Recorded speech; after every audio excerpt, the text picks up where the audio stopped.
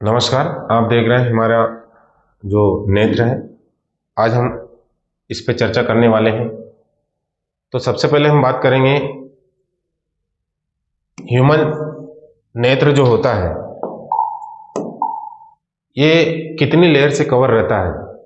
तो सबसे पहले अपन बात करेंगे फाइब्रस पार्ट। फाइब्रस पार्ट का मतलब होता है सबसे बाहर साइड में होता है और ये दो भागों से मिलकर बनी होती है।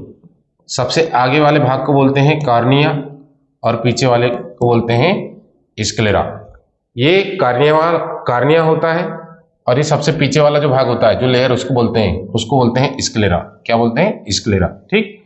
तो कार्निया जो होता है सबसे आगे की ओर होता है और ये ट्रांसपेरेंट होता है। इसमें ब्लड वेसल्स नहीं होते और ट्रांसपेरेंट होने के कारण जो अपन बोलते हैं कि नेत्र में कौन सी चीज का प्रत्यारोपण किया जाता है, तो कार्निया का किया जाता है। क्यों किया जाता है? क्योंकि इसमें रक्त वाहिकाएं नहीं होती, साथ में ही यह पारदर्शी होता है। ठीक। अब स्क्लेरा ये नेत्र की सबसे आउटर लेयर होती है जिसको हम बोलते हैं स्क्लेरा। ठीक है। ये भी इसमें भी रक्त वाहिकाएं नहीं होती लेकिन ये पारदर्शी नहीं होता, इसलिए इसका नेत्र के प्रत्यारोपण में उपयोग नहीं किया जाता है। ठीक। ये पहला वाला पार्ट है फाइब्रस पार्ट। इसके अंतर्गत हमने पढ़ा दो पार्ट, एक कार्निया और स्क्लेरा।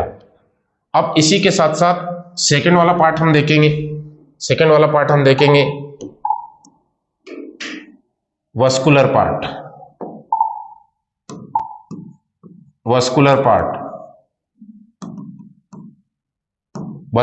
जो होता है मध्य का भाग होता है और ये तीन पार्ट से मिलकर बनी होती है। सबसे पहले हम बात करेंगे कोराइट और एक होता है सीलियरी